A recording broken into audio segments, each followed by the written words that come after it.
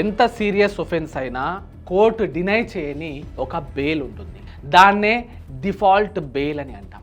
ఇది ఏ బేస్ మీద దొరుకుతుందో మీకు తెలుసా? తెలిస్తే వీడియో స్కిప్ చేయండి. తెలియని వాళ్ళు మాత్రం వీడియో ఖచ్చితంగా సేవ్ చేసుకోండి, ఫ్యూచర్లో యూజ్ అవ్వచ్చు. డిఫాల్ట్ బెయిల్ అనే కాన్సెప్ట్ BNSS సెక్షన్ 187 క్లాస్ 3లో ఇవ్వబడింది.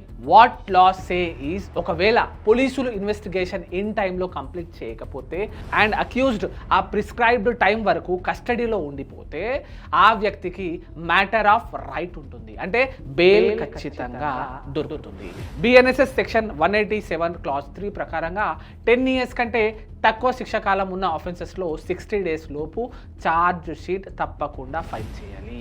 Offences like punishment with death, life imprisonment లేదా 10 సంవత్సరాల కంటే ఎక్కువ శిక్షాకాలం ఉన్న వాటికి 90 రోజుల లోపు ఇన్వెస్టిగేషన్ అయిపోవాలి.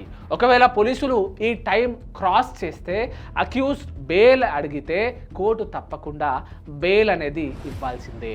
డిఫాల్ట్ బెయిల్కి అర్థం అక్యూజ్డ్ ఇన్నోసెంట్ అని కాదు.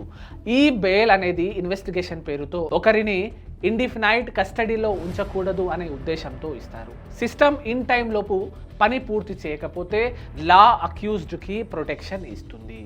లా తెలుసుకోండి, మీకు మీరే లాయర్ అవ్వండి. ఇంకా ఇన్ఫర్మేషన్ కోసం ఫాలో చేయండి. Thank you.